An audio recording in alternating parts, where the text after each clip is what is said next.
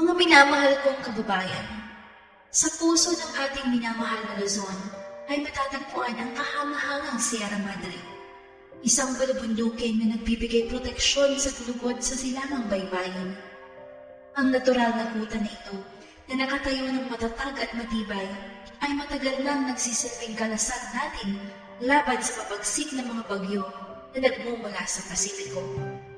Hindi lamang ito isang geographical na tampok, ito ay isang tagapagbantay, isang tahimik na bantay na sumasalo sa pagsik ng kalikasan. Inililigtas ang ating hindi mabilang na mga buhay at komunidad mula sa pagkawasak. Ngunit sa kabila ng walang pagod na paglilingkod nito, ang Sierra Madre ay nahaharap sa isang mabigat na banta. Hindi mula sa mga elemento na matapang itong nilalabanan, kundi mula sa mismong mga kamay na pinaprotektahan nito. Ang mga tiwaling politiko at mga negosyanteng ganit na pinapatakbo ng kasakiman at makiting na ambisyon ay pinuputol ang mga luktiang dalisdis nito upang magtayo ng mga subdivision, dam at mga komersyal na infrastruktura. Bawat putong pinutol, bawat lupang nilinis ay isang sugat na ipinataw sa namarangal na tagapagbantay na ito. Isipin natin ang Sierra Madre bilang isang ina na nakaunat ang mga bisig upang protektahan ang kanyang mga anak mula sa kapahamakan. Gaano kahapdi na makita siyang inaabuso ng mga taong kanyang pinoprotektahan. Ang mga kakubatay na dating puno ng buhay ay ngayon ay may mga piklat na dulot ng pagpasok ng tao. Ang mga ilog na dumadaloy ng malinis sa tubig ay ngayon ay nanganganib na marumihan at ilihis. Ang biodiversity na namumuhay sa kanyang yakap ay ngayon ay nanganganib na mawala. Dapat nating itanong sa ating mga sarili, anong uri ng pamana ang nais nating iwan para sa mga susunod na henerasyon? Magmamana ba sila ng isang tigang na tanawin na walang natural na depensa? O magmamana ba sila ng isang masiglang ekosistema, isang patunay ng ating paggalang at pasasalamat sa proteksyon ng Sierra Madre? Panahon na upang ipagtanggol ang ating tagapagbantay. Itaas natin ang ating mga tinig laban sa pagkawasak.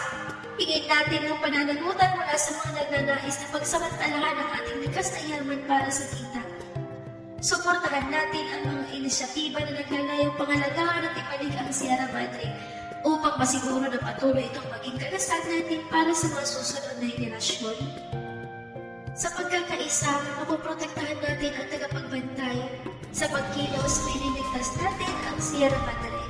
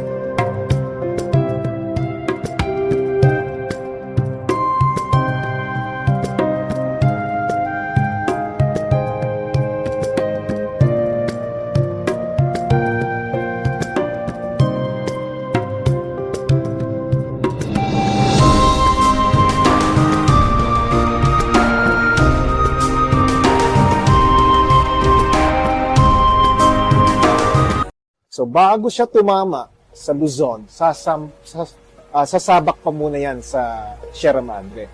So it's like a giant protective wall for the entire island against the super typhoons. So, kadalasan hindi natin naiisip yon.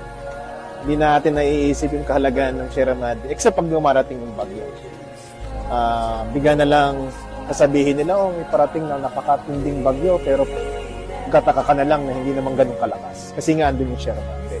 But since we've neglected Sierra Madre because of mining, quarrying, real estate development, plantation agriculture, tourism, nawawasa ang Sierra Madre. Ngayon, nagpoprotesto na yung mga dumaga. Sinasabi nila na tama na.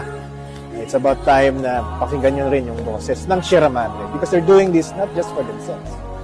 They're actually doing this for their sacred land, which is the Sierra Madre.